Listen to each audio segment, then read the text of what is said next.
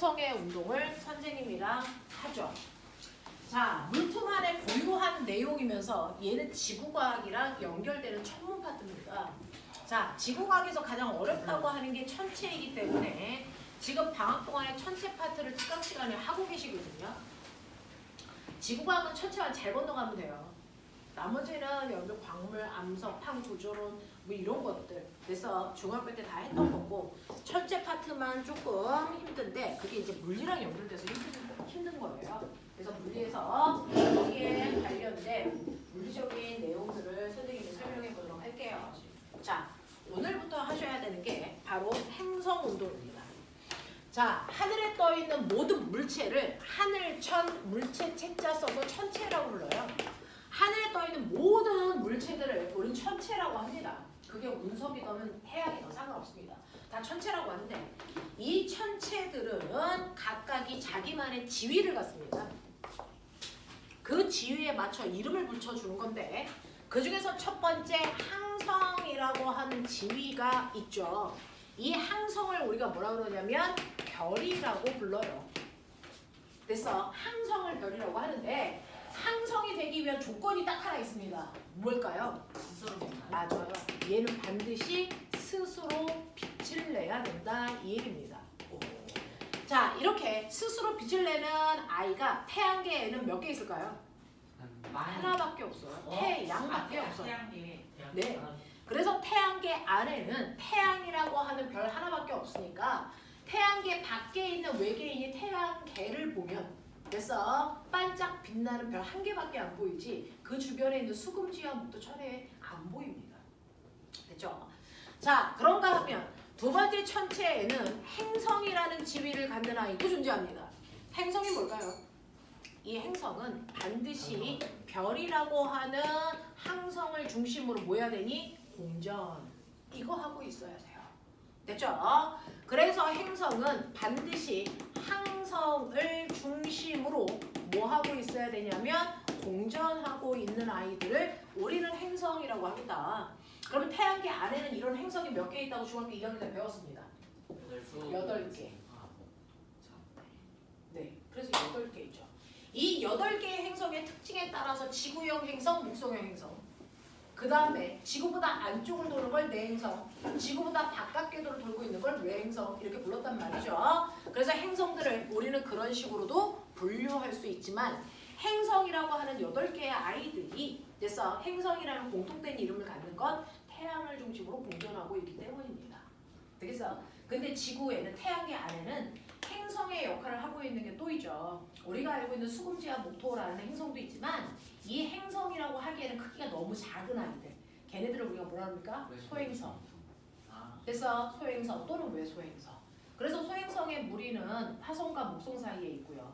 그 다음에 외소행성이라고 하는 건 해왕성 바깥쪽에 있는 거죠. 그래서 거기를 카리어 벨트 이렇게 얘기합니다.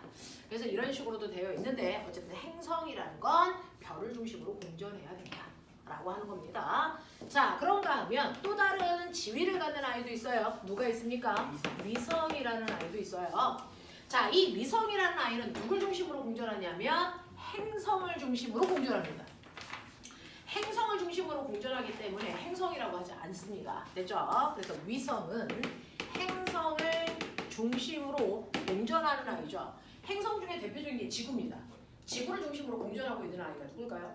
달. 그래서 달은 지구의 위성입니다. 알겠습니까? 요즘은 인간의 기술이 발달해서요. 지구를 중심으로 돌고 있는 아이를 만들어서 띄우죠. 그래서 우리는 뭡니까? 인공위성이라고 하는 거야. 인간의 힘으로 만든 위성. 알겠습니까? 이렇게 표현합니다.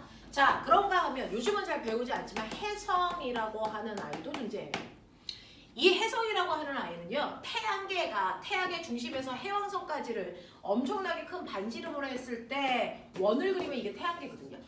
근데 그 태양계 밖에서 그래서 태양을 중심으로 들어왔다 나갔다 들어왔다 나갔다를 반복하는 먼지와 가스로 된 몸덩어리 이게 혜성입니다. 혜성 중에 제일 유명한 게 누구냐면 헨리 혜성이에요. 걔가 72년을 주기로 태양계 안을 들어왔다 나갔다 합니다. 그러니까 여러분들 평생에 한 번 정도 볼까 말까 한 겁니다. 혜성은. 자, 근데 얘가 먼지와 가스로 되어 있다 보니까 태양 가까이에 오면 태양에서 나오는 뜨거운 열 때문에 가스가 탑니다. 그 가스가 타는데 그 타는 물질들이 태양풍에 의해서 뒤로 밀립니다. 그래서 그 타는 물질들이 뒤쪽으로 태양의 반대쪽으로 뻗어나가서 그게 꼬리처럼 보입니다. 그래서 태양계 가까이에 들어오면 꼬리가 생깁니다. 됐어? 근데 이 꼬리는 무조건 태양 가까이 오면 많이 타니까 꼬리가 길어집니다. 근데 이 꼬리의 방향은 언제나 태양의 반대쪽에 생깁니다. 그리고 태양계를 벗어나면 타는 물질들이 줄어드니까 꼬리가 없어집니다. 됐어? 이러면서 돌고 있어요. 이걸 해성이라고 불러요. 됐죠? 자, 그래서 이런 식의 아이들이 하늘에 떠 있다. 근데 옛날의 사람들은요, 됐죠? 우리가 천문학자라고 하는 선생님은 천체 물리를 전공하는 사람이지만 옛날에는 천체 물리를 전공하는 사람들이 옛날에 중세 시대 때는 누굽니까? 점성술사. 이죠. 하늘의 별의 위치를 가지고 그 나라의 운을 점치는 사람들 쓸데없는 짓을 한 거죠. 점성술사 간지난다. 네, 그래서 점성술사가 지금의 천문학자의 기원이 되는 사람들이지 않을까라고 생각을 하고 있는데 이러한 점성술사들 중에서요 단지 구분을 점치는 게 목적이 아니고 행성들의 위치를 관측하는 걸 더 목적으로 둔 사람들도 많았단 말이죠. 그래서 지금의 천문학자들이 된 건데 그 중에서 티코브라헤라고 하는 사람이요. 하늘에 떠있는 행성들의 위치, 별들의 위치를 정확하게 관측해서 걔네들의 좌표를 계속 기록한 겁니다. 20년 동안. 20년 동안 밤하늘에 있는 별들의 위치를 정확하게 관측해서 기록한 사람이 티코브라헤인데요. 그 사람이 너무 열심히 별들의 위치를 관측하다 보니까 병 걸려 뒤졌죠. 방광염 걸려 죽었어요. 오줌 참다가. 얼마나 자기 직업에 열성 있는 사람이겠어요. 됐죠? 근데 문제는 티코브라헤가 자기가 정말 열심히 정확도가 높은 관측을 해서 기록을 해놨거든요. 이것만 잘 분석하면 행성들의 움직임을, 별들의 움직임을 그래서 예측할 수 있어. 근데 이걸 분석할 능력이 없는 거죠. 수학적 능력이 떨어집니다.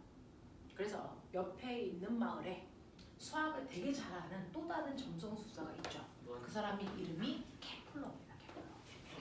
케플러. 그래서 케플러한테 내가 20년 동안 관측한 자료가 이렇게나 많은데 나 이거 같이 너랑 분석하고 싶은데 같이 분석할래? 라고 했더니 케플러가 하겠대요. 그래서 걔랑 동업하기로 하고 그 다음날 얘는 뒤졌죠. 그래서 티코브라헤가 관측한 20년의 그 정보를 케플러가 유산으로 받습니다. 그래서 그 케플러가 그 정보를 분석하는데 20년이 걸렸어요. 정말 20년이 걸린 거죠. 그래서 그 20년 동안 분석한 결과를 발표한 게 케플러의 운동법칙입니다. 그래서 이 케플러라는 사람은요. 행성들이 어떻게 운동하는지에 포커스를 맞춰서 좌표를 분석한 거예요. 그래서 케플러의 운동법칙이라고 하는 건 케플러의 법칙은 사실은 행성의 운동을 설명하는 법칙이다. 행성의 운동을 설명하는 법칙이다. 자, 그래서 태양계 안에 있는 행성들의 운동을 설명했는데 이건 태양계뿐만 아니라 모든 행성들의 움직임을 다 설명할 수 있는 공통된 법칙이에요. 그래서 행성들의 움직임을 설명하는 법칙, 케플러 법칙. 됐어? 이거에 대해서 지금부터 해보자라는 얘기입니다. 그죠? 그래서 여러분들은 등속 원운동을 배운 이유가 뭐냐면 행성들이 그래서 원궤도를 그리면서 돌거든요. 그래서 우리는 원운동을 배우고 나서 케플러 법칙에 대해서 하는 거예요. 케플러는요. 태양계 안에 있는 행성들이 어떻게 움직이는지를 설명한 건데 여러분 아시는 것처럼 옛날에는 지구가 평평하다고 생각했어요. 평평해야 사람들이 걸어 다닐 수 있어 라고 생각을 했어요. 그랬다가 평평한 게 아니고 지구는 구형이라고 알게 된 거죠. 됐죠? 구형임에도 불구하고 인간이 떨어지지 않고 걸어 다닐 수 있는 이유는 뭐 때문이다? 네, 만유인력 때문이다. 그래서 그전에는 만유인력을 몰랐기 때문에 지구는 무조건 평평해야 된다고 생각했고 그래서 멀리 나가다 보면 낭떠러지에서 떨어지니까 멀리 나가는 건 위험해 라는 생각을 하게 된 거였어요. 그랬다가 지구는 둥글어라는 생각을 하게 된 거죠. 됐죠? 네, 지구가 둥글다고 얘기했다가 뒤질 뻔하는 새끼가 누구야? 갈릴레이. 알겠습니까? 네. 그래서 이런 식으로 지구가 둥근 이유는 만유인력으로 설명을 합니다. 근데 또 어떤 생각을 했냐면 우주의 중심은 누구다? 옛날 사람들은 지구다 생각했어요. 그래서 하늘에 떠있는 태양도 달도 지구를 중심으로 도는 거야. 그래서 하늘은 다 지구를 중심으로 하늘이 돌아. 무슨 설? 여기다가 하늘 천자 써서 천동설이라고 했고 이걸 다른 말로 지구가 중심이야 지구 중심설이라고 했단 말이죠. 그랬다가 그게 아니야 지구가 돌고 있는 거야. 지동설. 네 라고 해서 네 지구가 움직여 라고 하는 지동설을 알게 된 거고 이걸 다른 말로 태양 중심설 태양을 중심에 놓고 지구가 돌고 있어 라는 생각으로 사고가 바뀐 거죠. 근데 이렇게 태양을 중심으로 지구가 돌 때 어떻게 돈다고 생각했을까? 원. 네 태양을 중심에 놓고요 그래서 지구가 등속 원운동 한다라고 생각을 했던 거예요. 그럼 아니야? 아니죠. 그럼 네. 실제로 태양을 중심으로요. 등속 원운동하는 게 아니고 타원 운동을 하고 있어요. 이렇게 돈다고 이렇게. 자, 원의 정의가 뭐냐면 수학으로 얘기를 하면요. 중심으로부터 같은 거리만큼 떨어져 있는 점들의 모임이 원입니다. 그렇죠? 그걸 원이라고 하잖아요. 수학 시간에. 그래서 중심으로부터 같은 거리만큼 떨어져 있는 점들의 모임이 원이다. 그럼 타원은요? 두 점에 한 점. 두 점을 먼저 찍고 네. 두 점에 타원은요. 거기에 합이 중심이 아니고 두 개의 초점이 필요합니다. 두 개의 초점에다가요. 여기에다가 이렇게 핀을 꼽아가지고 실을 연결해서 이렇게 실을 연결해놨다고 쳐. 그래놓고 여기 연필을 꼽아. 그래놓고 이렇게 돌리면 이게 타원이 그려져요. 집에 가서 해보십시오. 그랬을 때 이 두 개의 점을 우리가 뭐라 그러냐면 초점 이렇게 얘기하는데 두 개의 초점으로부터 여기서 여기까지의 거리가 2cm, 여기서 여기까지의 거리가 8cm라고 치자. 그러면 이 점은요 두 개의 초점으로부터 떨어져 있는 거리의 합이 얼마? 10. 여기도 두 개의 초점으로부터 떨어져 있는 거리의 합이 얼마? 10. 여기도 두 개의 초점으로부터 떨어져 있는 거리의 합이 얼마? 12. 그래서 두 개의 초점으로부터 떨어져 있는 거리의 합이 일정한 점들의 모임이 하나의 타원을 만듭니다. 알겠어? 네. 그래서 이러한 타원 궤도를 그리려면 당연히 태양계 자체가 지구의 공전 궤도가 타원이라면 두 개의 초점이 있어야 되겠죠. 그 중에서 하나의 초점에 누구 있다? 우리의 태양이다. 반대쪽의 초점에는 아무것도 없다. 이런 타원 궤도를 그리면서 지구는 돌고 있어요. 지구뿐만 아니라 모든 행성들이 이렇게 돕니다. 하나의 항성이라고 하는 별을 중심으로 타원 궤도를 그리면서 행성들은 이렇게 돌고 있다. 그랬을 때 이 태양이 하나의 초점에 있어 라고 하는 거죠. 자, 그러면 원궤도를 그리는 게 아니고 타원 궤도를 그리면서 돌기 때문에요. 지구가 여기에 왔을 때 이 점은 태양이랑 가장 가까운 점입니다.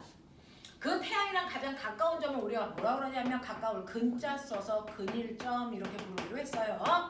그러면 근일점의 맞은편이 태양이랑 가장 멀리 있는 그 점입니다. 이 점을 뭐라 그럴까요? 원일. 그렇죠. 뭘 원자 써서 여기를 원일점이라고 우리 불러보자. 이렇게 한 겁니다. 되겠니? 자, 그래서 이런 식으로요. 맨 처음에는 태양을 중심으로 지구가 원궤도를 그리면서 도는 줄 알았다가 원궤도가 아니라는 걸 알게 된 게 바로 케플러가 잘 분석해서 알아낸 겁니다. 케플러가 분석해서 알아낸 겁니다. 그래서 케플러는요. 이런 식으로 행성들의 움직임을 하나하나 조사해서 정확하게 분석했기 때문에 그 값어치가 대단한 연구인데요. 이 케플러가 알아낸 케플러의 운동 법칙은 세 가지가 있습니다. 케플러의 법칙은 세 가지가 있는데 그 중에 첫 번째가 타원궤도 법칙입니다.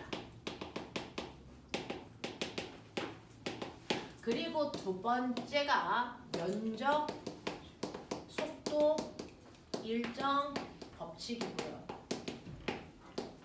그리고 세 번째가 조화 법칙이라고 하는 그렇죠. 이 세 가지 내용을 설명한 게 케플러 법칙이고요. 이게 바로 행성들의 움직임을 모두 다 설명하는 법칙입니다. 그래서 천체물리학자 되고 싶어요 또는 천문학자 되고 싶어요 라고 하는 아이들이 진로에다가 쓰는 내용들이 이런 것들이에요. 잘 들어보세요. 우리 반 친구들 담임 상담하는데 부모님들이 제일 걱정하는 게 아직 진로 이런 것들 정해져 있지 않고 과학 자소서 주제도 안 정해져 있어요 라고 걱정하시더라고요. 잘 들어보고 여러분들이 선택하시면 돼요. 자, 그래서 타원궤도 법칙, 면적 속도 일정 법칙, 조화 법칙 이 단어의 이제 의미를 알아내는 게 여러분들이 하셔야 되는 일입니다. 오늘 하셔야 되는 거. 자, 오늘 할 내용이 조금 많아서 아까 시험을 미리 봤어요. 자, 그러면 이런 식으로 두 개의 초점을 기준으로 지구가 타원궤도를 그린다고 했을 때, 자, 여기가 근일점이고요. A.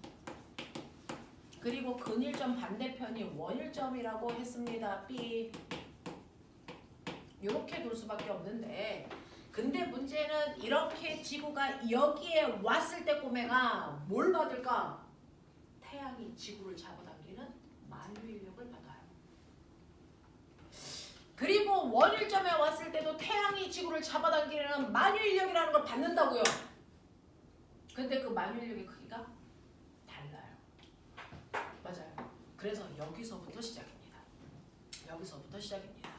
자, 실제로 근일점과 원일점이라는 게 만들어지는데 이 근일점과 원일점에서 지구와 태양 사이에 작용하는 만유인력의 크기가 다르다. 만유인력의 크기는요, R 제곱분의 GMM이다. 알고 계시죠? R 제곱분의 GMM으로요. 질량을 가지고 있는 물질들끼리 서로를 잡아당기는 힘을 만유인력이라고 합니다. 그러니 태양의 질량을 라지 m, 지구의 질량을 스몰 m이라고 할 때 여기에서 작용하는 만유인력은요. 지구에서 태양까지의 무게 중심점까지의 거리인데 여기를 R근 근일점까지의 거리. 됐죠? 반대편을요. 태양의 중심에서 지구 중심까지를 R1이라고 해보자. 자, 실제로요. 이 타원궤도에서 지름을 그리면 근일점과 원일점을 연결한 이 지름이 가장 깁니다. 너네 아세요? 지구의 공전반지름 1AU 라고 표현하거든요. 근데 쟤는 타원궤도잖아요. 그럼 공전반지름은 어딜까요? 그걸 결정하는 거죠. 모든 행성들은 이렇게 있기 때문에 공전반지름이라고 해서 이걸 얘기할 수도 이걸 얘기할 수도 없습니다. 됐죠? 그래서 행성들의 공전반지름을 결정하는 방법이 뭐냐면 근일점과 원일점까지의 거리를 더해서요. 이거를 반띵 하시는 게 바로 그 행성의 공전반지름을 결정하는 약속입니다. 그래서 행성의 공전반지름은요. 근일점과 원일점을 연결한 가장 그 긴 지름의 반띵값이다. 그래서 가장 긴 지름의 절반값을 우리는 그 행성의 공전반지름인 R값으로 정한다. 그러니까 공전반지름 중심에 태양 없어. 알겠어? 네, 이렇게 된다고요. 그래서 우리는 이걸 R로 표현하는데 이걸 한국말로 장반경 이렇게 얘기해요. 장반경. 가장 긴 반지름 장반경 이라고 불러요. 그랬을 때 태양으로부터의 공전 반지름에 해당되는 이 값을 우리는 지구 값을 1AU 한국말로 1천문 단위라고 얘기합니다. 그래서 수성과 금성 같은 경우에는 공전 반지름이 1AU보다 작고요. 화성 같은 경우에 공전 반지름이 1AU보다 크겠죠. 되겠어? 자, 이렇게 된다. 그래서 1AU라고 하는 건 지구의 공전 반지름으로 정해놓은 길이단이다. 우주에서 거리를 잴 때는 킬로미터, 미터 이거 못 쓰거든요. 그래서 이렇게 천체에서만 쓰는 길이 단위들이 만들어집니다. 이게 1AU입니다. 천체에서 쓰는 가장 짧은 길이 단위. 그래서 이렇게 됩니다. 자, 그러면 우리가 알고 있는 근일점에서의 만유인력을 구할 때는요. 태양과 지구 사이의 거리가 근일점만큼 떨어져 있으니까 R근의 제곱분의 GMM 이만큼 만유인력이 생겨요. 그 힘으로 지구가 잡아당겨지고 있죠. 원일점에 오면 R1의 제곱분의 GMM만큼의 만유인력을 받아요. 분자값은 똑같으니까 거리값이 달라서 만유인력이 크게 다릅니다. 그래서 거리가 작은 근일점의 만유인력이 훨씬 더 클 거라는 걸 예측할 수 있죠. 그러니까 근일점에 오면 태양이 지구를 잡아당기는 힘의 크기가 100이라고 치자. 그러면 원일점에 왔을 때 태양이 지구를 잡아당기는 힘의 크기는 30이라고 치자. 거리가 뭐니까? 이 정도예요. 그래서 그럼 만유인력만 작용한다면 지구는 태양한테 자유낙하해야 정상입니다. 맞죠? 네. 근데 지구가 태양한테 자유낙하지 않는 이유는 뭘까요?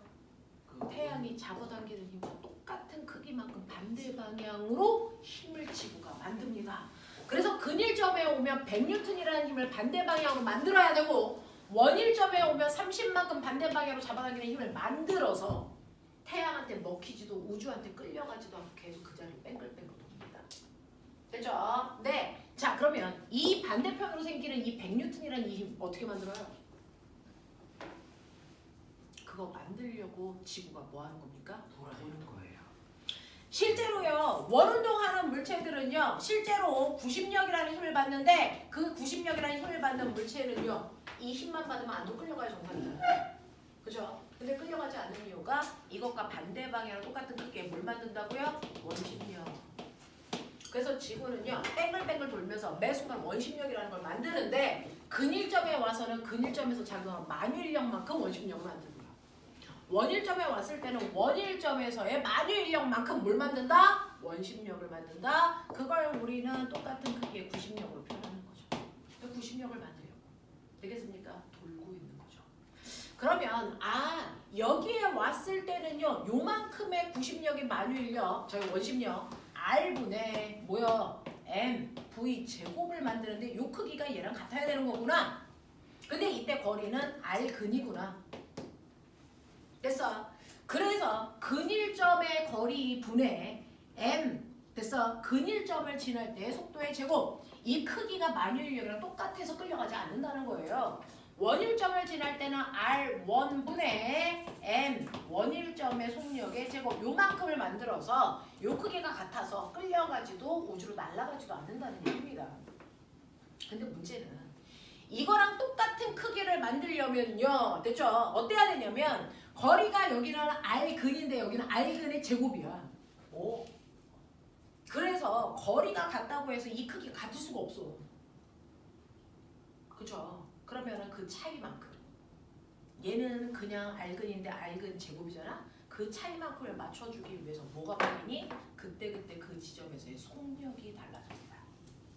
그래서 여러분들 중학교 때 거짓말 배웠죠. 지구의 공전 속도가 얼마라고 배웠어요? 지구의 공전 속도 하루에 1도도 빠르기. 이거 거짓말이에요. 왜요? V에 따라서 지구가 돌 빠르기가 달라야 된다고. 됐어. 실제로요. 근일점에 왔을 때는 만유인력이 크니까 구심력도 커야 돼. 그렇다는 얘기는 속도가 빨라야 된다는 얘기입니다. 맞죠? 원일점에 왔을 때는 만유인력이 작으니까 구심력도 작게 만들어야 되거든요. 그러니까 근일점일 때보다 원일점에서의 속도는 열나 뭐 해야 되니? 작아야 된다는 얘기예요. 그러니까 지구가 공전할 때 일정한 빠르기로 돌지 않는다는 겁니다. 일정한 빠르기는 등속 원운동을 할 때나 일정한 빠르기였겠죠. 얘는 타원 궤도를 돌기 때문에 일정한 빠르기일 수 없다라는 얘기입니다. 속도가 달라는 얘기죠. 됐죠? 그래서 각각의 VV마다 지구가 공전하는 속도가 달라. 그러면 그 공전하는 속도가 어디? 근일점에서의 속도가 바로 뭡니까? 최대의 속도를 가져야 돼. 원일점에서의 속도가 가장 최소야. 그럼 우리는 이걸 통해서 지구가요. 근일점에서 원일점으로 갈 때 속도가 느려지네. 여기서 속도 조절 조금이라도 잘못하는 순간 태양한테 먹히거나 우주로 날아갑니다. 됐죠? 원일점에서 근일점으로 갈 때 지구의 속도 빨라지네. 속도 조절 조금이라도 잘못하면 됐어? 네, 우주로 날아가거나 태양한테 먹히죠. 이 속도 조절 못한 애들이 태양한테 먹혀서 초기에 태양의 크기는 지금의 10분의 1밖에 안 됐어요. 반지름이. 근데 태양이 그렇게 성장할 수 있었던 건 그 속도 조절 못한 애들 다 먹어버렸거든요. 그래서 태양이 커진 거예요. 근데 지구는 안 먹혔잖아요. 이 속도 조절을 정확하게 하고 있는 거예요. 그 아이들이 수금지와 목도 1008개입니다. 걔네들의 속도 조절을 정확하게 하고 있어요. 그게 돌덩어리 지구 스스로가 가능할까? 불가능하죠. 그러니까 지구의 중심에 뭐가 있습니까? 외계인이 살고 있는 겁니다. 우와. 왜 웃어 이 새끼야? 그걸 믿는 종교 집단이 있어. 지구 공동설. 됐어? 그걸 믿고 있는 애가 누구야? 탐 크루즈야, 탐 크루즈. 미국에 이걸 믿는 종교가 있어요. 지구에 외계인이 살고 있다. 저도 물리교 있는데. 나도요. 그렇죠? 네, 이렇게 되는 겁니다. 자, 그러면 속도가 변해? 그러면 처음에 속도가 왜 변해? 속도가 있네? 그럼 속도를 가지고 있는 물질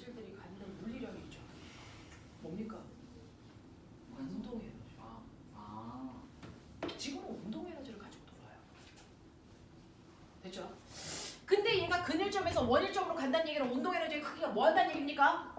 주 줄어든다는 얘기죠? 근데 너네 에너지는 보존되는 거죠.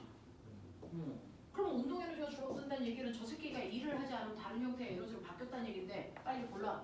일했을까 다른 형태의 에너지로 다른 바뀌었을까? 형태 에너지로 무슨 형태의 에너지로 위치 바뀌었을까? 에너지. 위치 에너지. 제 역학적 에너지 보존됩니다.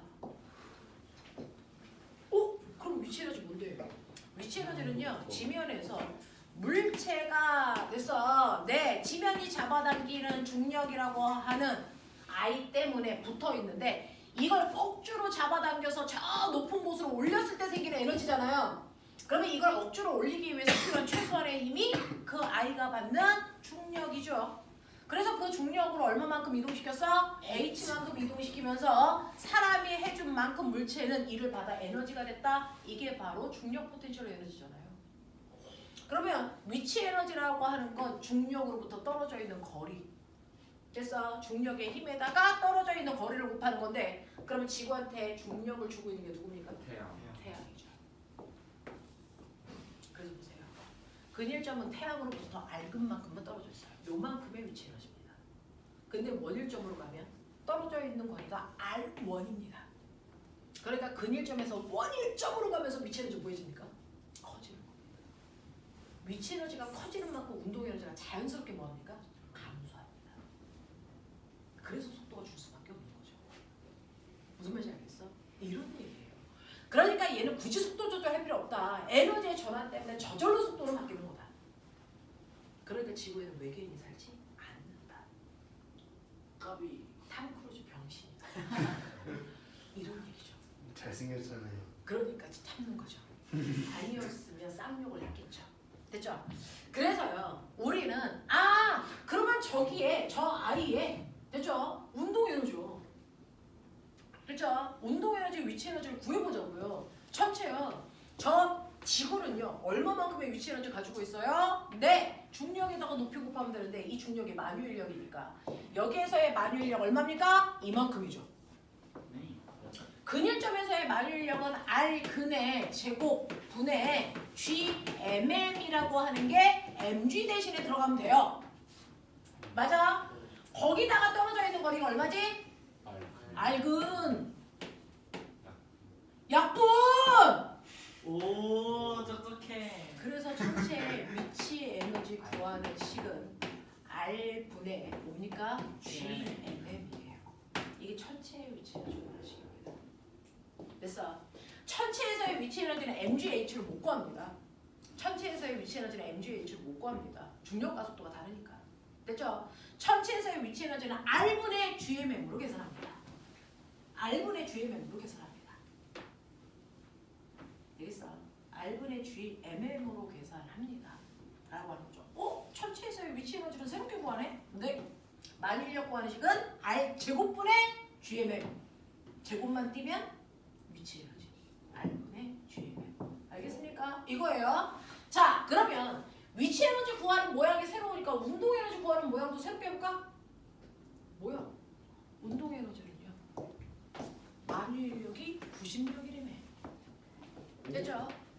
R 제곱분의 GMM이 됐어? 90력 R분의 MV 제곱. 근데 운동 에너지 구하는 식은 2분의 1 MV 제곱이니까 요거 여기 있네. 바꿔볼까?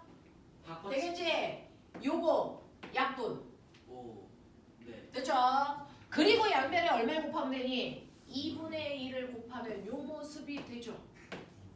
그래서 천체에서의 운동 에너지는 이 R분의 GMM으로요. 위치 에너지의 절반 값입니다. 오. 되겠어? 근데요. 천체에서의 위치 에너지는 무조건 마이너스 값을 갖는다. 왜요? 네, 그거 설명할게요. 자, 그걸 설명할게요. 자, 그거 설명하기 전에 우리는 위치 에너지에다가 운동 에너지를 더하면 역학적 에너지고요. 마찰이 없는 공간에서 역학적 에너지 보존된다 그랬으니까 행성이 운동할 때 역학적 에너지 보존되겠죠. 그 중에서요. 위치 에너지 요 크기를 매번 쓰기 귀찮으니까 우리가 U라고 써요. U. 유. 네, 마유. 마유. 운동 에너지는 플러스 2분의 U. 위치 에너지 절반이니까. 그러면 꼬맹아 행성이 되려면 무조건 역학적 에너지 얼마? 마이너스 2분의 U인 애들이 바로 행성입니다. 됐어. 행성의 결정 조건이에요. 저런 관계를 가지고 있어야 행성이다. 그렇지 않은 애들은 우주로 탈출해버린다. 알겠습니까? 이런 얘기야. 행성의 결정 조건 또는 위성의 결정 조건이 이겁니다. 자, 이때 왜 위치 에너지는 마이너스예요? 운동 에너지는 그냥 플러스인데? 라고 하면 바로 송호연 쌤이 그렇게 하죠. 네? 화학이 나빠. 화학이 나쁘다. 자, 봐. 화학에서 뭐라고 할게요? 우리 보호과. 우리 보호과. 뭐가요? 보호. 아, 우리 보호가 원자의 중심에는 원자의 핵이 있고 전자들이 아무데나 있지 않아. 어딨어? 전자 껍질이 있어. 그 중에서 안쪽 껍질이 가장 에너지가 뭐해? 작아. 위쪽 껍질로 갈수록 에너지가 뭐해져? 커져. 그래서 전자 껍질은 몇 번째 껍질까지 있어?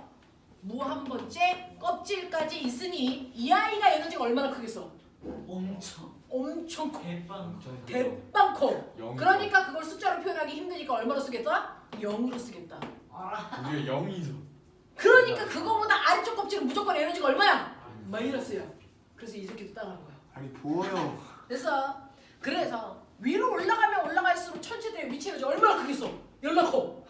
너무 커. 숫자로 쓰기 어려워. 그러니까 위치 에너지가 엄청 큰 거기에 위치 에너지를 얼마로 하겠대? 0으로 하겠대. 됐어?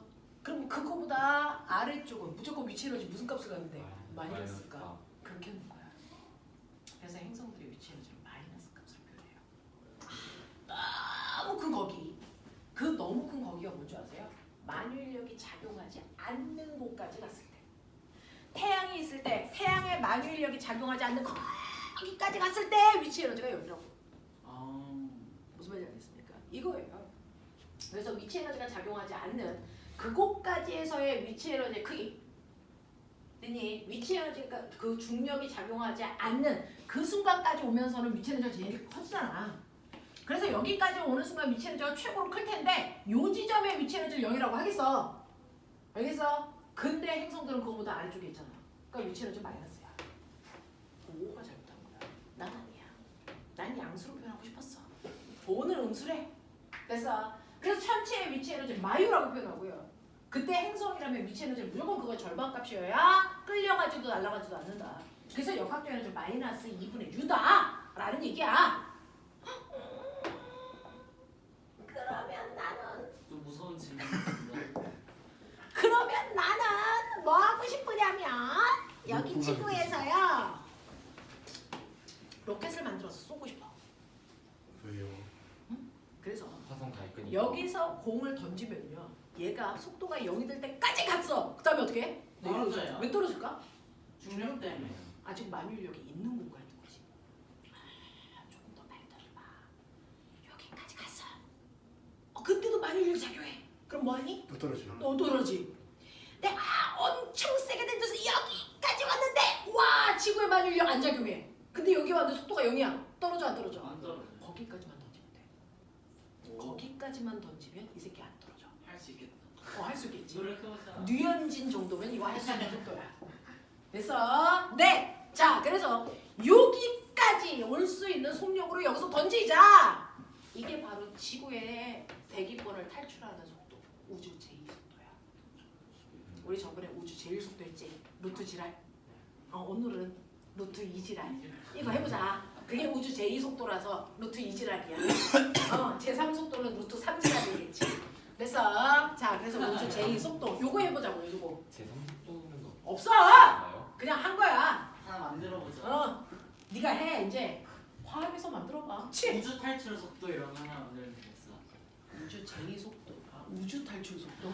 뭐 우주 탈출 넘버원이야? 자, 그러면 탈출 속도라고 하는 거거든요. 우주 제2속도가 탈출 속도예요. 지구 탈출 속도, 그래서 태양계 탈출 속도 그런 얘기거든요. 그래서 우주 제1속도는 인공위성 속도고요. 우주 제2속도는 그 천체를 탈출하는 탈출 속도를 얘기합니다. 자, 그래서 우주 제2 속도라고 하는 탈출 속도를 계산하는 거예요. 이게 바로 여기서 온 거예요. 됐죠? 우리는 밑에서 물체를 던질 때 2분의 1 mv 제곱으로 던질 건데 이때 던졌을 때 얘가 속력이 0이 될 때까지 가는데 그 0이 된 지점이 바로 위치 에너지가 0이 되는 그 지점이야. 알겠어? 그러면요. 여기에서 던졌을 때는요. 운동 에너지만 있고 그 운동 에너지가 위치 에너지로 바뀌는데 그 위치 에너지가 R분의 뭐야? GMM이야. 그랬을 때 이게 만유인력을 벗어나면 되는 거잖아요. 됐죠? 네. 자, 그랬을 때 그 속도가 어떻게 됩니까? 라고 하면 여러분들이 보시는 것처럼 바닥에서는 온전히 운동 에너지만 있고 여기까지 갔을 때 위치 에너지만 있는데 됐죠? 네, 그 값이 전환됐을 때 그 값이 같아질 때 탈출할 수 있는 위치까지 가면 되는 거죠. 그랬을 때 이게 이렇게 지워지니까 탈출 속도 V2는요 루트 R분의 2gm이고요. 우리가 얘기한 것처럼 중력가 속도라고 하는 건 R분의 GMM이 중력가 속도니까 됐죠? GM은 뭐냐면 지랄이고요. 맞아?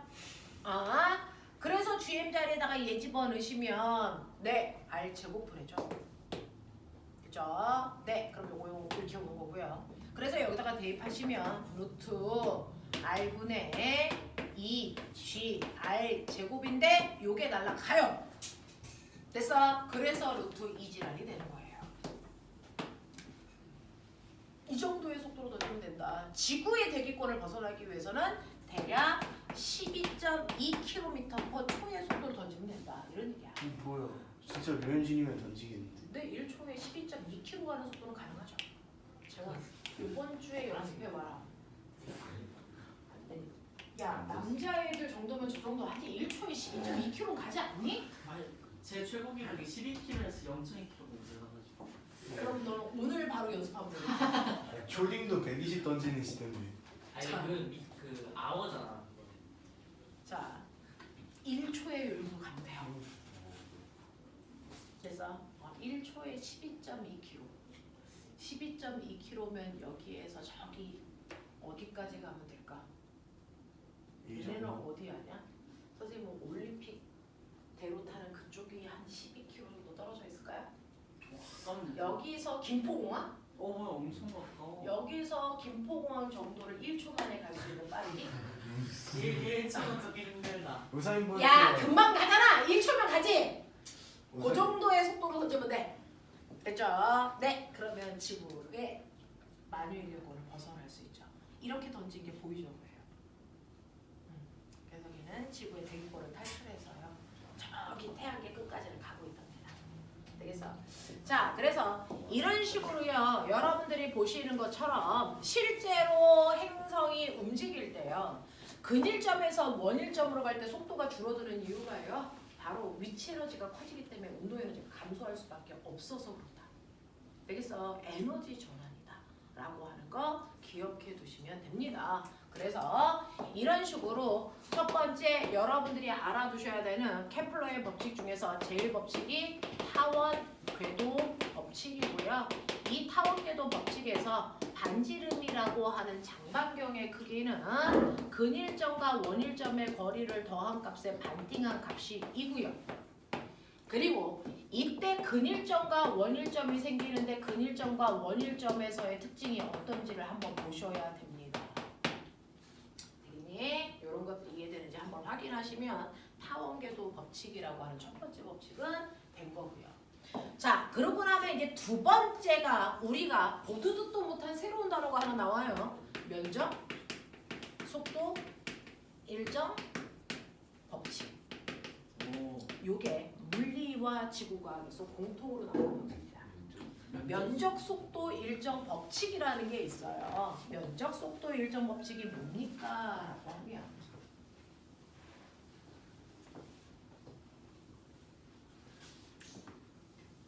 실제로요. 이렇게 태양을 중심으로요 지구가 도는데요. 타원 궤도를 그리면서 이렇게 돌 때 여러분들이 알고 있는 근일점에서의 속도가 제일 빨라. V근. 맞죠? 원일점에서의 속도가 제일 느려. V1 이렇게 된단 말이죠. 자, 이렇게 장반경을 쭉 지름을 그려놓고요. 거기에 반쪽 중심 그래서 이렇게 연결을 하시면 되죠. 여기가 A, B, C, D 이렇게 나눠놨단 말이에요. 자, 그러면 이제 여기서 잘 보셔야 되는 거. 실제로요. 근일점은 속도가 빠르니까 됐죠? 일주일 동안 뚝 뛰어봐. 그러면 얘는 열나 빠르게 가서 여기서 여기까지 오는데 일주일 걸리는 거야. 됐어? 네. 그리고 원일점에서 너도 일주일 동안 가봐 라고 하면 여기서 속도가 느리니까 여기 온다고요. 가요. 그래서 요거란 말이죠. 그랬을 때요. 속도가 빠르니까 많이 가고 속도가 느리니까 조금 가네? 그걸로 끝나면 케플러가 이렇게죠. 이 새끼는 뭐였을까요? 똑같은 일주일 동안 갔는데 뭔가 같은 게 있지 않을까?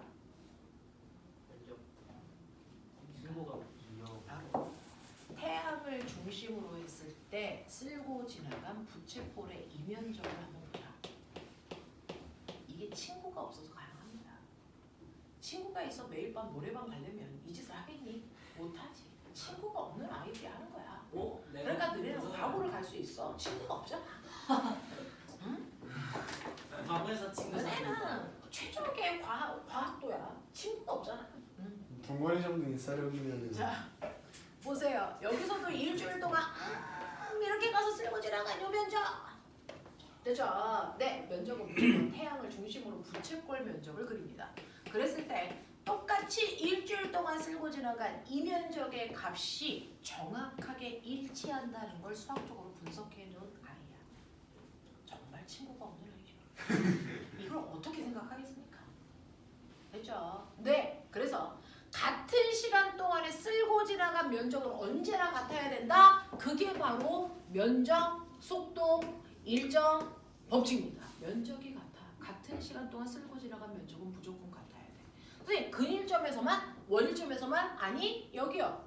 여기에서도 일주일 동안 가봐! 그러면 이렇게 갔을 때 요 쓸고 지나간 이 면적이 얘네들이랑 또 같다. 이게 항상 같다는 걸 알아야 거야. 그래서 이게 면적, 속도, 일정, 법칙이야. 자, 그렇다면 꼬맹아 생각해봐. 그럼 선생님 A에서 B까지 가는데 시간이 많이 걸렸을까요? 아니면 B에서 C까지 가는데 시간이 많이 걸렸을까요? 어느 시간이 더 길까?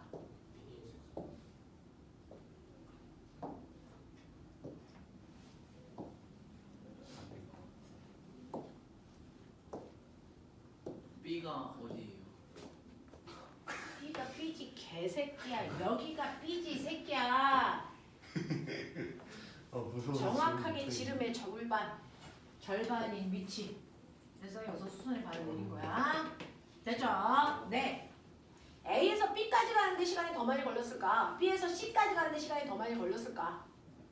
어딜 것 같습니까? 이거 절반. 이거 절반이에요. B에서 시간은 별로 오래 걸려야지. 어디에서 어디 가는데 시간이 더 많이 걸려요? 이거예요. 왜 그럴까요?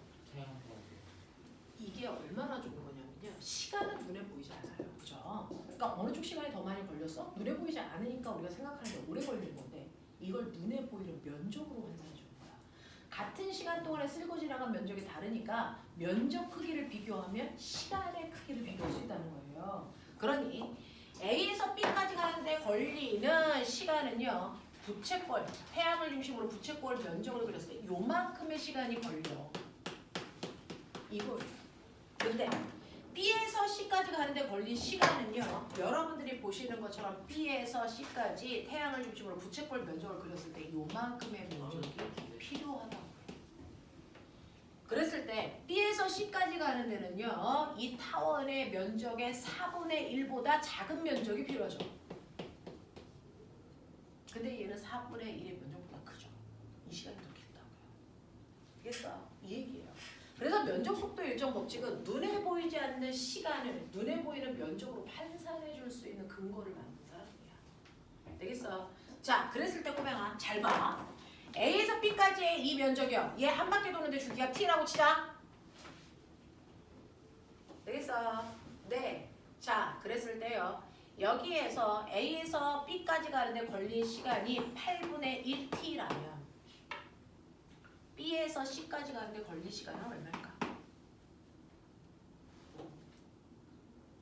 이게 지구가 문제죠. A에서 B까지 가는데 8분의 1T야. 그럼 B에서 C까지 가는데 몇 T?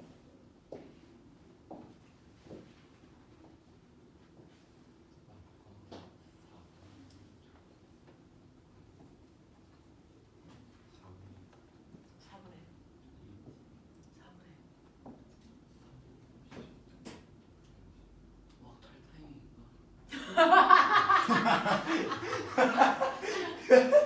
이거 몇 T? 8분의 3T.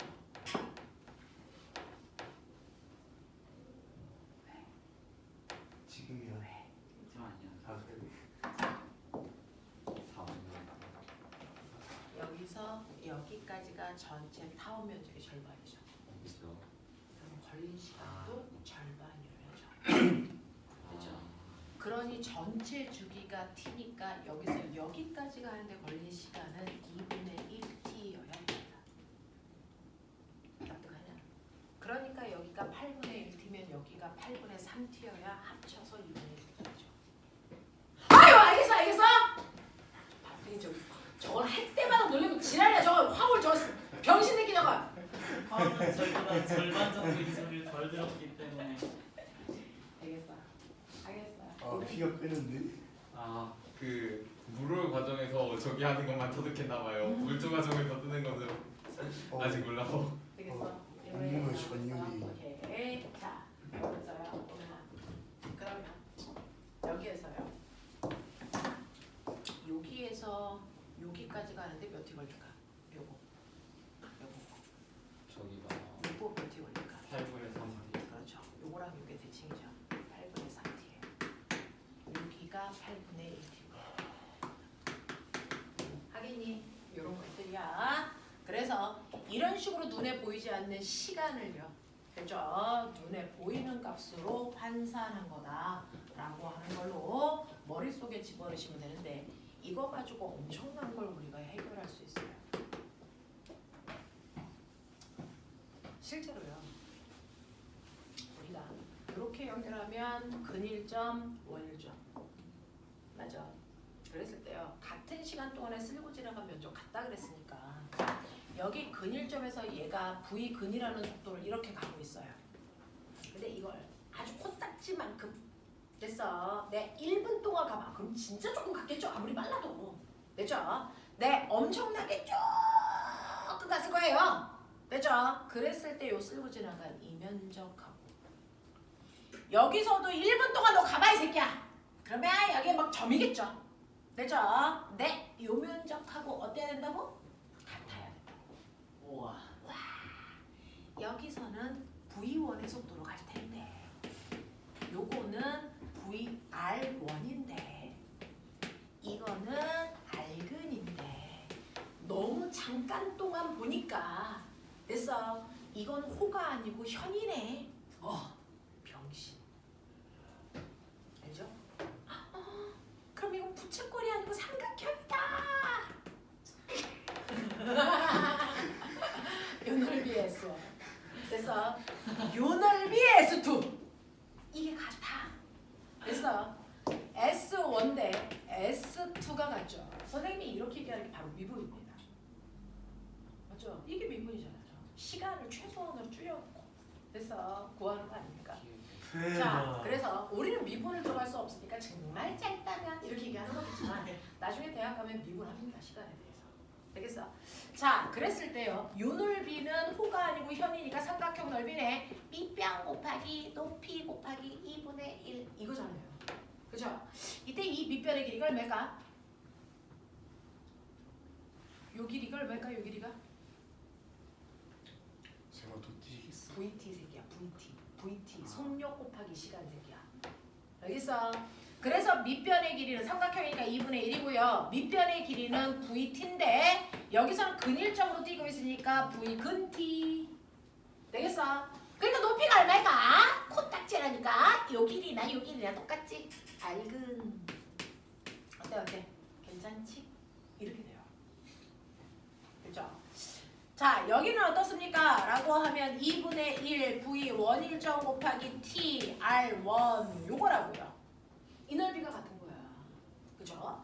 자, 그러면 이렇게 했을 때 2분의 1 T가 지워주는구나. 그러면 V근 R근은 V1 R1이다.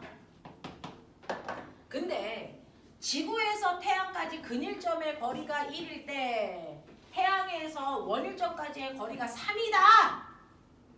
그러면 근일점 대 원일점의 속도 비율은 3대 1이다. 아는 거잖아요. 되겠냐? 그래서 우리는 근일점과 원일점에서의 속도 비율을 거리 비율의 역수로 한대요. 그 발판을 만든 사람이 케플러입니다. 그래서 이 새끼 머리 엄청 좋아요. 지금 현재 태어났으면 엄청난 과학자가 됐을 겁니다. 이렇게 되는 거죠. 되겠어? 네, 이런 관계가 있다는 거 머릿속에 집어넣으시고 지구과학은 이걸 푸는 거고요. 그죠? 8분의 1t, 8분의 3t 이런 거 푸는 거고 물리는 이제 요걸 이용해서 그 다음 걸 푸는 거죠. 그래서 물리에서는 얘를 이용한다. 얘를 이용한다. 되겠죠? 자, 그러면 이런 식으로 해서 면적 속도 일정 법칙까지가 됐다면 이제 케플러 법칙의 마지막으로 가시면 되겠네요. 그게 세 번째 조화 법칙. 오 대박이다. 이 사람이 이 내용을 써낸 논문의 제목이 좋아해요.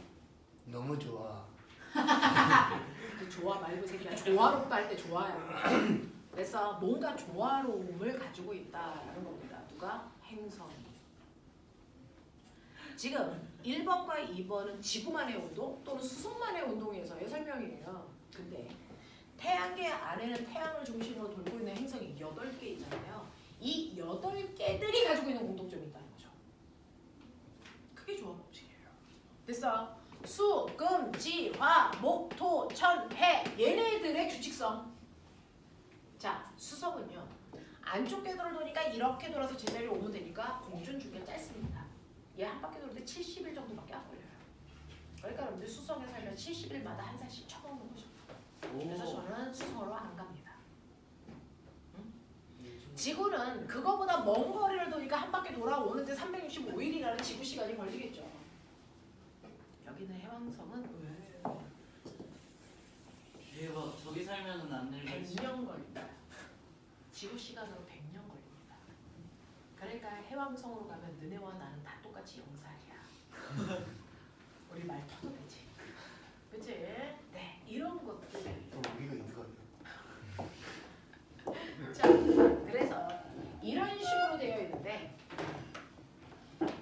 일반적인 사람들은 당연히 태양으로부터 멀리 있는 해왕성은 먼 거리를 왔다 갔다 해야 되니까 공전 주기가 길어.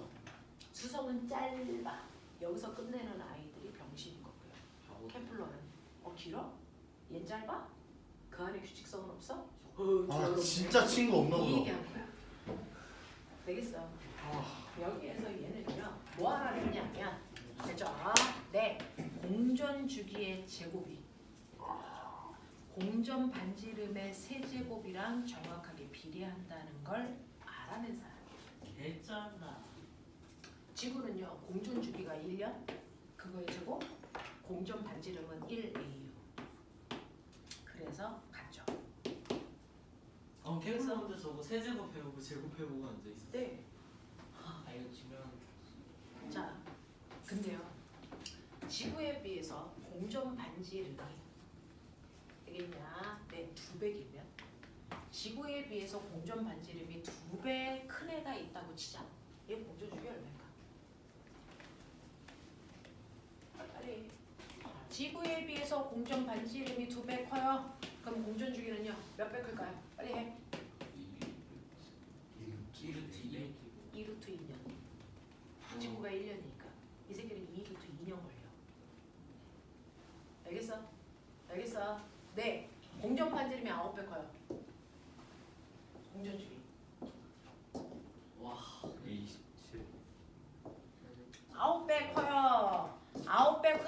9 곱하기 9 곱하기 9죠. 그러니까 뭡니까? 27의 제곱이죠. 병신들아. 맞아? 이렇게 가면 되죠. 예.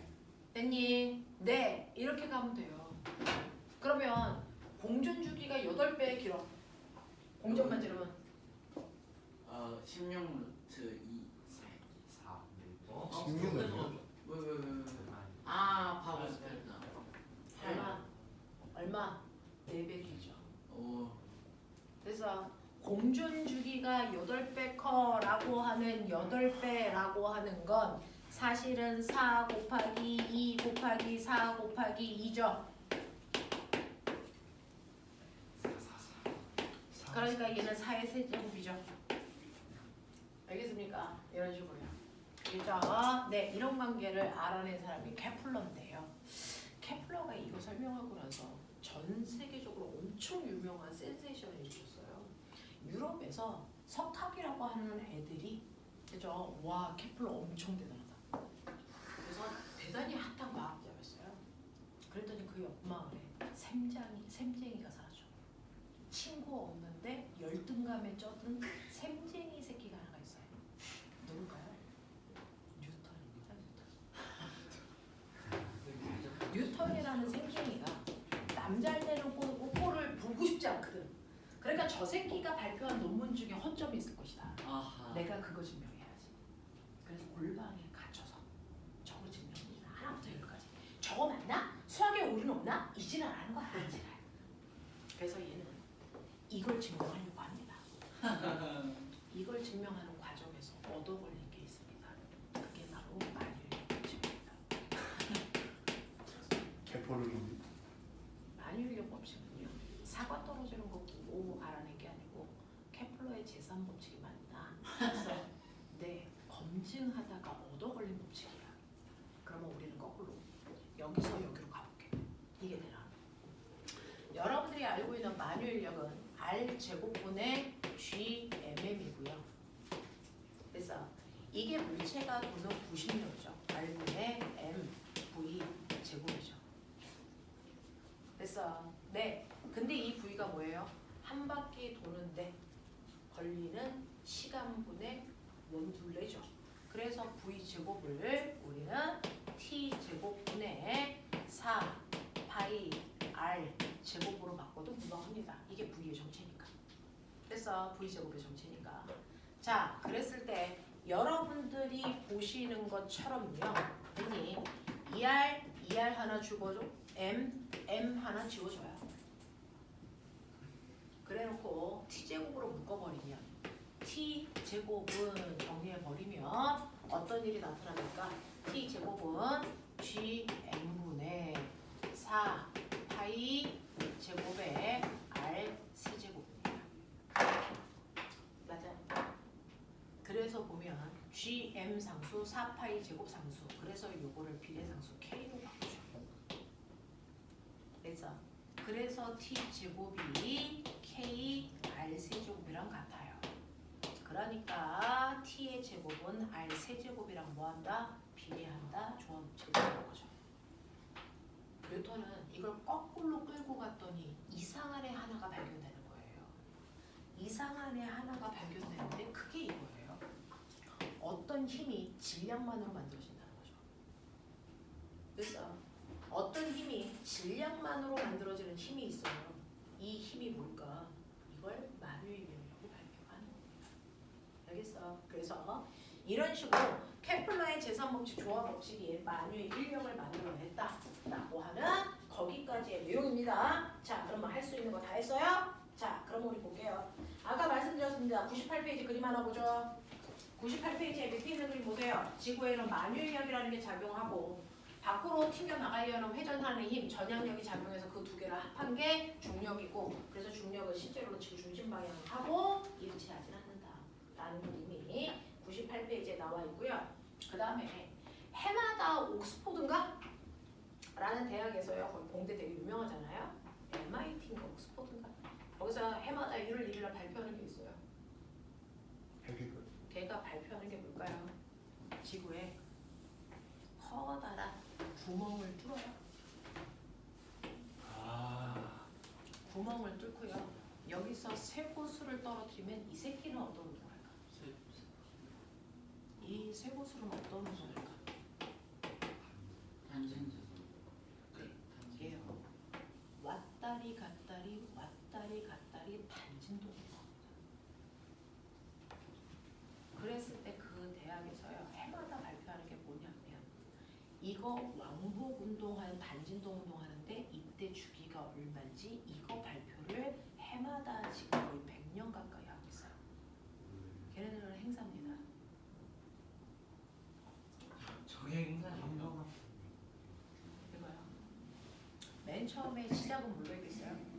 지구의 밀도는 일정하다. 공기 저항 없다. 그랬을 때 주기. 그죠? 네. 근데 실제로는 밀도 일정하지 않죠? 공기 저항 있죠? 그런 것들을 하나씩 실제값을 넣는 겁니다.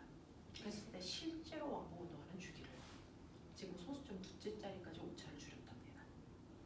그걸 계속 줄여가고 있는 거예요. 실제 값들을 집어넣으면서 훨씬 더 복잡해지는 계산들을 하고 있죠. 그래서 소수점 두째짜리까지 오차를 줄였다라고 얘기하고 있어요. 됐냐? 그 작업을 하고 있는데요. 얘를 여기서 떨어뜨리면요.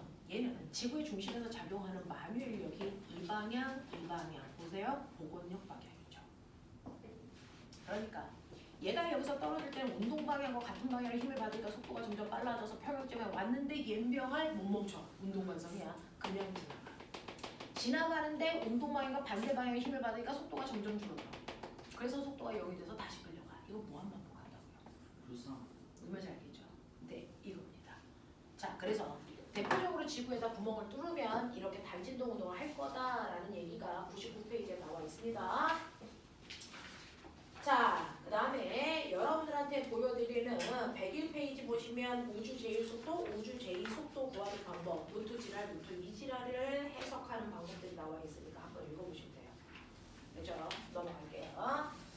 자, 그 다음에 여러분들이 보시면 되죠? 선생님하고 잠깐 하셔야 되는 문제들.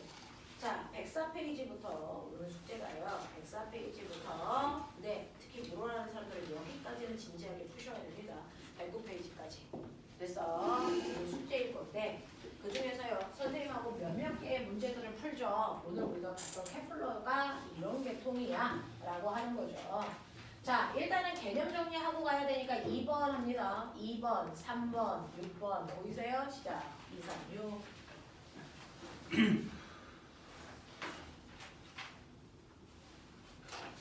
준호, 물을 등록했어?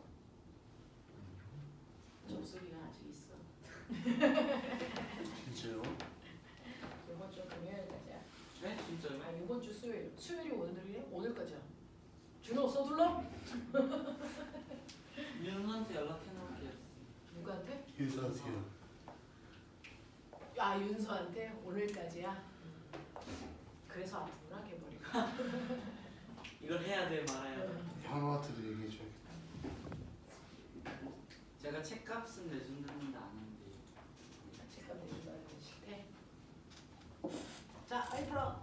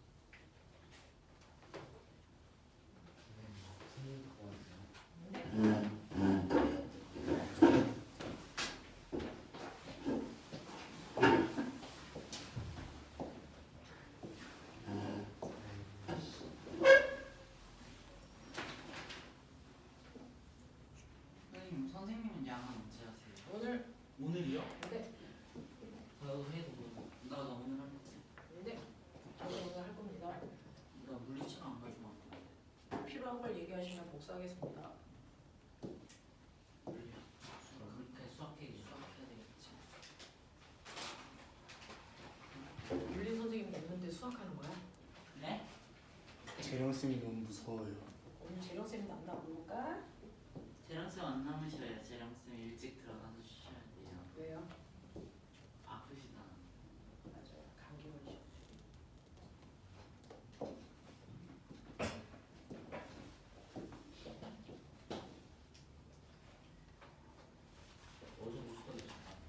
어제 오셨다고 잠깐 오셨어. 잠깐만요. 몇 시에? 서울시에 여러분 다들 10시 아! 50분. 씨발 새끼. 씨. 10시 50분이면 집에 안 가시고 뭐지? 뭐 집에 갈 준비 다 하시는 동안 시간 자, 봤죠? 보죠. 2번, 3번, 6번 하라 그랬는데 몇 번까지 왔어? 3번까지 다 풀었고 2번 풀고 네. 자, 2분 기다렸다가 설명할게요. 3개.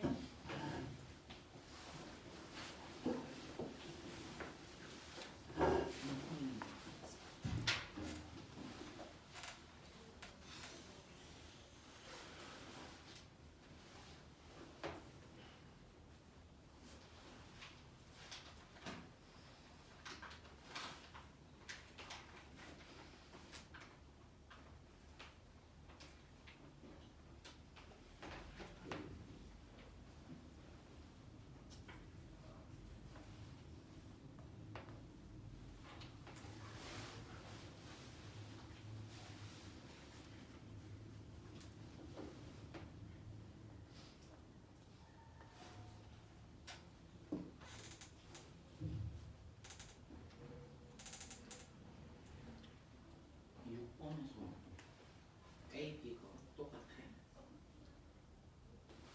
그거 아니야?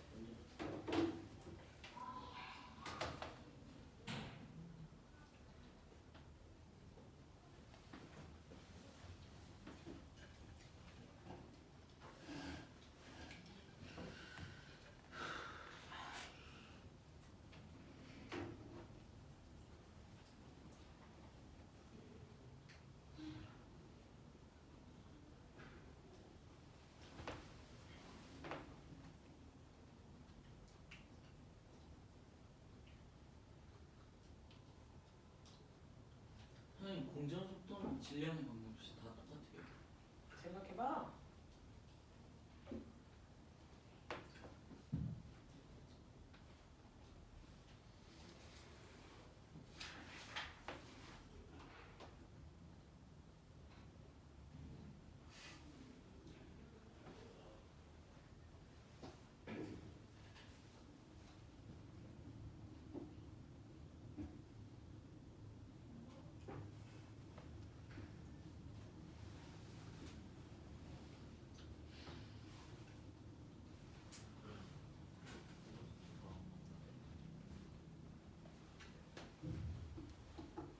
왜 뭐?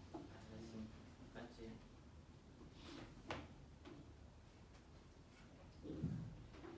자, 이제 할게요.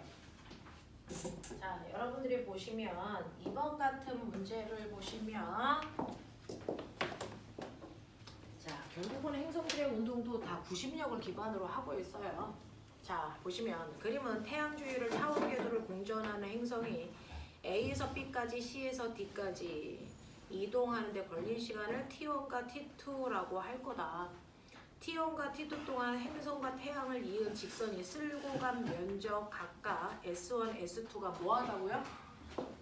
뭐하다고? 같다. 그거 무슨 말이야?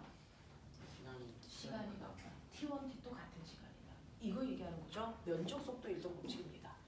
자, 그렇다면 기억 보기에 T1과 T2가 같다는 건 자명한 얘기고요. 니은 공전 속력은 A에서가 C에서보다 빠르니? 라고 했는데 속력은요. 태양이랑 가까운 쪽은 속력이 빨라야 되고 태양이랑 멀리 떨어져 있는 쪽은 속력이 느려야 됩니다. 맞죠? 그러니까 당연히 A에서의 속도가 C에서의 속도보다 빨라야 됩니다. 자, 그 다음에 디귿 태양이 작용하는 만유인력의 크기는 B에서가 D에서보다 크니? 라고 합니다. 만유인력의 크기는 뭐가 결정합니까? R 제곱분의 뭐죠? R 제곱분의 GMM이죠. 그러니까 B에 있던 D에 있던 행성과 항성의 질량은 변화가 없어요. 분자값은 일정하죠. 그러니까 만유인력의 크기는 떨어져 있는 거리입니다. 거리. 그래서 거리가 가까운 쪽에 만유인력이 커야 되니까 당연히 B 쪽의 만유인력이 D보다 커야 됩니다. 되겠어? 네. 이렇게 개념은 정리가 됐고요. 이제 3번 보시면 표는 지구를 중심으로 등속 원운동하는 인공위성 A, B의 공전궤도 반지름과 자, 그 다음에 질량을 준 거다. 별표. 자, 이 문제가요. 물리 수능 파트에서 가장 많이 나오는 첫째 파트 문제 중에 하나인데요. 이제 아까 여러분들이 보신 것처럼 쓸고 지나간 면적 나오면 그 면적은 뭘 가르쳐준다? 시간. 그래서 면적이 같다 그러면 시간 같게 해석하면 돼. 이제 됐어요. 그 다음에 3번 문제는 뭐냐면요. 3번 문제는 반지름이 나오면 이거 뭘로 해석해라? 이거 공전주기로 바꿔라. 이겁니다. 공전주기로 바꿔라. 왜? 반지름의 세제곱이 공전주기의 제곱이랑 비례하니까. 그래서 행성들의 반지름을 준다는 얘기는 공전주기 준다는 얘기예요. 그래서 보시면 A라고 하는 인공위성과 B라는 인공위성이 지구 둘레를 돌고 있어요. 근데 이렇게 지구가 있는데 A라는 인공위성, B라는 인공위성이 지구보다 떨어져 있는 거리가 다르겠죠. 됐죠? 자, 그랬을 때 떨어져 있는 거리가 R이고 4R이래. 그러면 얘가 한 바퀴 도는데 걸리는 시간이 같은 천체를 중심으로 돌고 있기 때문에 일정한 간격을 갖는단 말이죠. 그래서 공전주기의 반지름이 1대 4이기 때문에 공전주기 T는 1대 얼마니? 8이죠. 됐어? 이 얘기하고 있는 거거든요. 1대 8입니다. 됐어? 자, 그리고 얘네들의 질량이 얼마냐면요. 2대 1이랍니다. 이제 이런 거 줬단 말이야. 자, 그랬을 때요. AB의 공전주기 비율은요. 반지름을 통해서 여러분들이 1대 8이라는 거 아시면 되죠. 질량은 무방합니다. 이거 의미가 없어요. 됐어? 의미가 없다. 네, 이렇게 가시면 됩니다. 자, 그 다음에 6번 해보자 라고 했었는데요. 6번 그림은 두 위성 A, B가 행성을 한 초점으로 하는 동일한 타원 궤도를 따라서 공전하는 어느 한 순간에 자, A와 B의 위치 관계를 얘기했어요.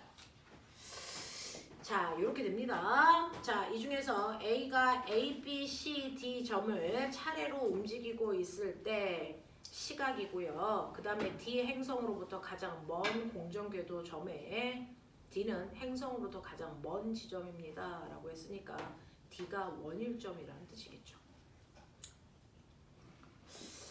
자, 그러면 보세요. 이 새끼요. A에서 출발해서 A까지 오는데 얼마 걸리냐? OT. 이게 공전주기죠. 맞죠? 얘 공전주기 OT야 라고 얘기하는 거예요. 그럼 B의 공전주기 얼마일까요? 이것도 OT입니다. 행성으로부터 떨어져 있는 거리가 똑같기 때문에 공전주기 같아야죠. OT입니다. 됐죠? 그리고 하나만 말씀드릴까요? 이렇게 하나를 중심으로 해서요. I가 이렇게 돌 때요. 얘네들이 어떻게 도는 줄 아세요? 얘네들은 반드시 각속도가 똑같아야 됩니다. 왜냐하면 돌림인 평형. 됐어요? 네, 돌림인 평형이기 때문에요. 얘가 각속도가 같게 가야 무게 중심점이 항상 일정을 유지. 얘는 빨리 가고 얘는 느리게 가서 A가 여기 있고 B가 여기 있으면 무게 중심점이 가운데 있다가 이렇게 쏠려요. 그럼 어떤 일이 발생하는 줄 아세요? 갑자기 무게 중심점이 여기 있으면 얘도 같이 돌아요. 콩가루지가 있는 거예요. 이렇게 갑니다. 자, 그래서 A가 돌 때 B도 같은 각도만큼 돌아야 되니까 주기는 같을 수밖에 없어요. 같은 무게중심점을 중심으로 도니까 이렇게 됩니다. 자, 그러면 여기에 대한 설명으로 맞는 걸 찾아봐라. 기억, 당연히 B의 공전주기 OT일 수밖에 없다. 자, 그 다음에 니은 A가 C를 지날 때요. A가 C를 지날 때 각속도가 같아야 된다니까. B는 어디로 가야 돼요? A가 B의 위치로 오면 B는 어디의 위치로 가야 돼? A의 위치로 가야죠. 되겠습니까? 각속도가 같아야 되니까 이렇게 된다. 각속도 안 같은 건가 본데요?